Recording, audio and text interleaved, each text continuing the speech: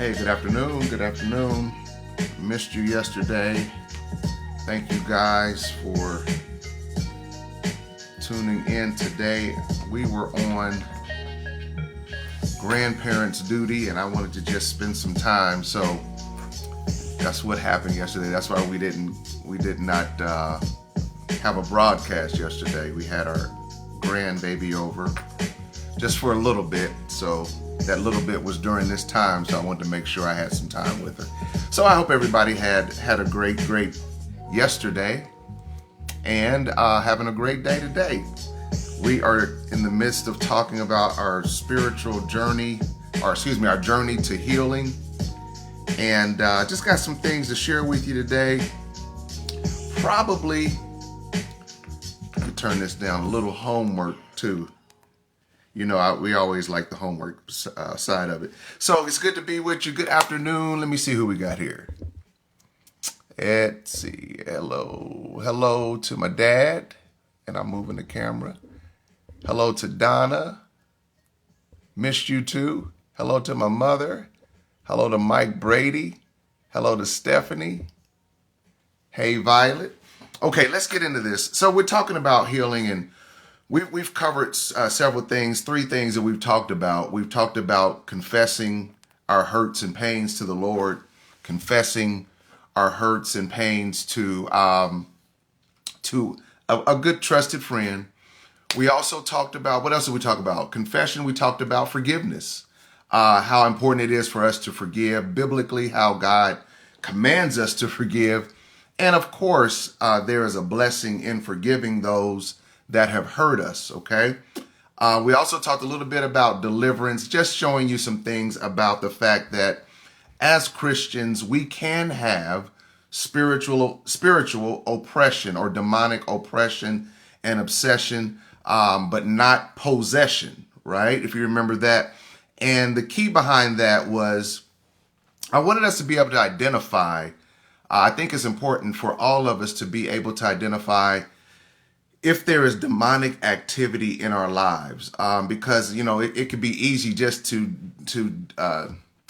disregard it, to just kind of push it to the side and say, oh no, not me. I'm saved. No, that can happen. And so the recognition of it is the intensity and the duration of how long you are functioning in a way that is contrary to God. A sin is when we miss the mark. We can sin, we miss the mark, we do something we shouldn't do, and then we confess it. But when it becomes a lifestyle, then that's when demonic activity definitely can be at play in our lives. So we wanted to identify that last week. Today I want to talk with you as we talk about our inner healing. Talk about healing because there's so much that goes on the inside of us. There's so much, we have come from all different types of experiences, all different types of hurts and pains. And so those experiences, those betrayals, those hurts, those pains, whatever it is that we've dealt with, and I'm talking about, again, all the way from childhood, all the way to this very moment in your life, okay? Hurts and pains have compounded in your life. And what hurt and pain will do is it can get us off track.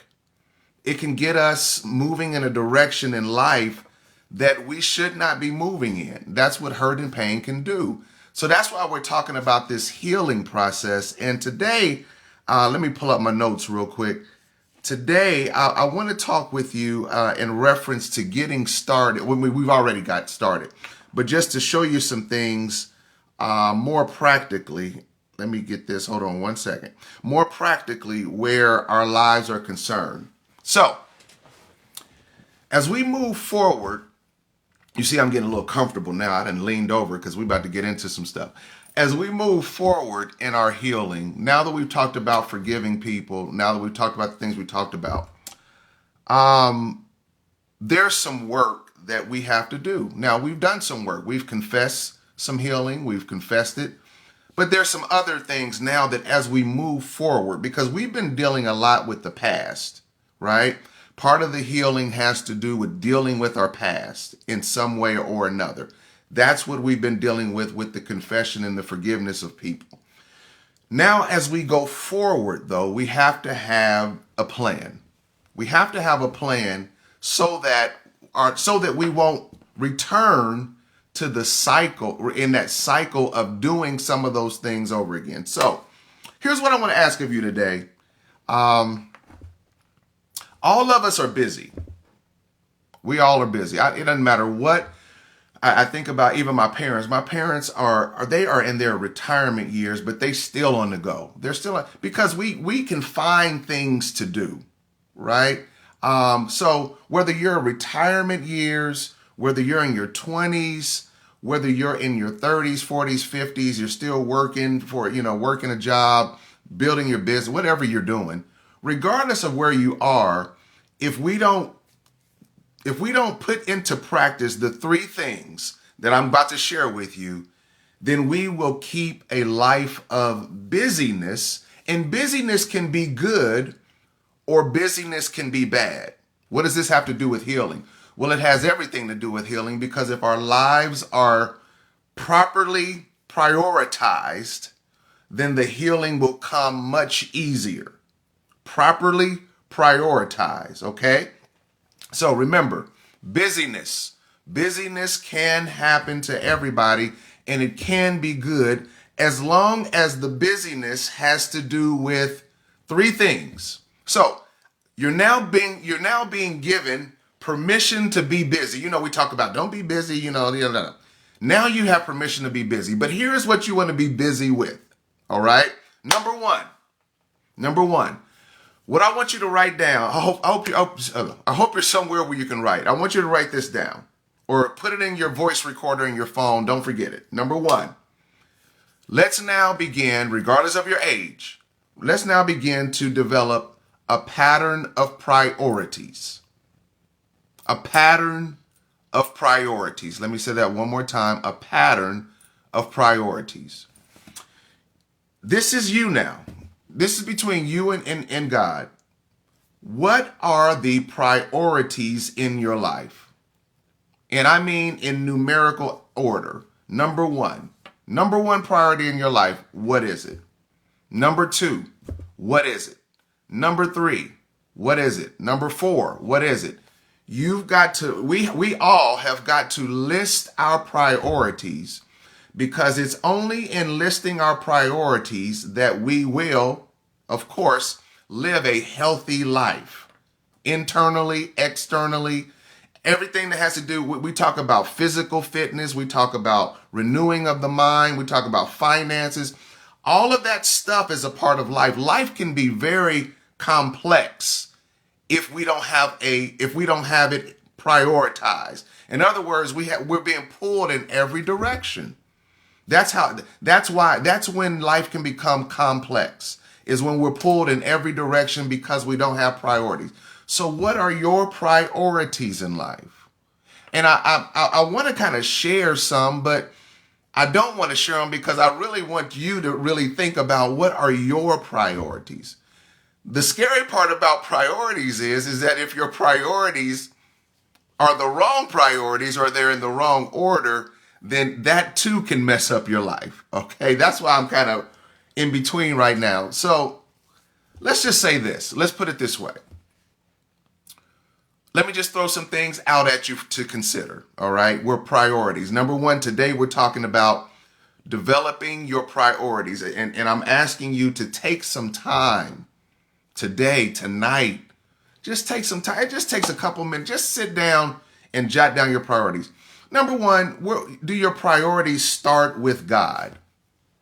Okay, I would hope so. I'm just throwing stuff out now. You're going to make your own list, but do your priorities start with God? Is your priority okay, let me just say it. Number one, is your priority your eternal life? Your eternal life, right? That should be a priority. I'm just putting that out there. That should be a priority. I want to live that when I leave this earth, I have one of two destinations. I want to make my eternal life a top priority in my life starting today. I know you got to go to work. I know you got to pay bills. But we're talking about priorities now, because once you set those priorities, now your time is going to going to become very vital in how you carry out those priorities on a daily basis. So number one, I hope that your number one priority in life is relationship with God and eternal life with God. So whatever that means, we're going to go into this more in depth tomorrow. That may be your number one. Number two priority may have something to do with you personally, who you're becoming. I'm just throwing out some hints. So number one, your relationship with God and eternal life. Number two, who you desire to become as a person. Doesn't matter what your age is, who you desire to become as a person. That may be number two. Number three may have something to do with family.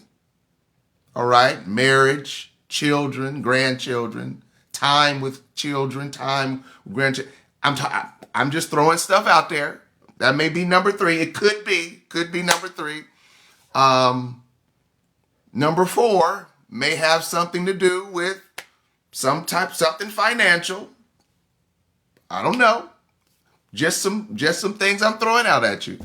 Okay, but we have to have priorities. What are your priorities in life? Because tomorrow, what we're going to begin to talk about after we develop our priority list is, what are my purposes behind each of these priorities? In other words, why am I choosing these priorities, and why are they in this order? What is the purpose behind it?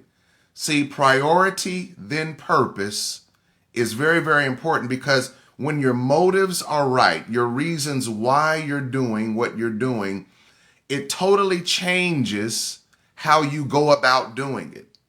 Because if we're going about doing the right thing for the wrong reason, it's just as wrong. If we go about doing the right thing for the wrong reason, we're just as wrong as if we were going about doing the wrong thing. So number one, priorities. Number two, we're going to talk about your sense of purposefulness. And don't worry about this. We're going to hit this for 3 days. Don't even worry about it. And then number three, we're going to talk about a plan of activity for the priorities and the purposes that you have placed behind each priority. A plan of activity. So number one, a pattern of priorities. Number two, a sense of purposefulness. And number three, a plan of activity. Now, what are these three things going to do? These three things are going to begin to order your life. To order your life. When your life is in order and you have priorities, purpose, and then a plan, now anything or anyone that tries to come into your life, they have to fit into, right, your priorities, your purposefulness, and your plan. Now, if they're God sent, he will send someone that's going to mesh right. But if they are not God sent, then you're going to recognize that, no. I don't even have time to keep getting hurt by people. That's all I'm trying to tell you. We don't have time to keep putting ourselves through these situations where we keep hurting ourselves because we don't have priorities, purposefulness, and a plan. But when you have those three things, now you can put everything through that filter and say, is he or she, or is this job, or is this opportunity, or this decision I'm making, I'm putting it through, I'm sifting it through my priorities, my purpose, and my plan. If they don't fit in those three things, they're a no for your life. And it's okay to say no. This is why I started off saying, listen, we want to be good busy and not bad busy. Bad busy means we're just doing what's next. We're dating who's next. We're whatever. We're just all over the place. No more being all over the place if that's you. All right. Today, we begin to align our lives with the purpose of God for our life. And now we are going to pay attention. We're going to be discerning. We're not going to be afraid of rejection. We're not going to be afraid of failure. We're not going to be afraid of any of this stuff because we have priorities in place. We have purposefulness in place, and we have a plan. And now we are bold when we say, nope, I can't add that. I can't do that. This doesn't fit into my priorities. No. I'm glad that we got to know one another, but let's just we can be friends. Yeah, we can be acquaintances. We can be associates.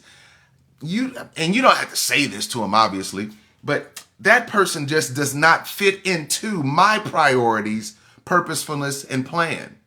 Remember, when God sends somebody, he's going to send someone that both of you fit into each other's. This is for those that are not married right now.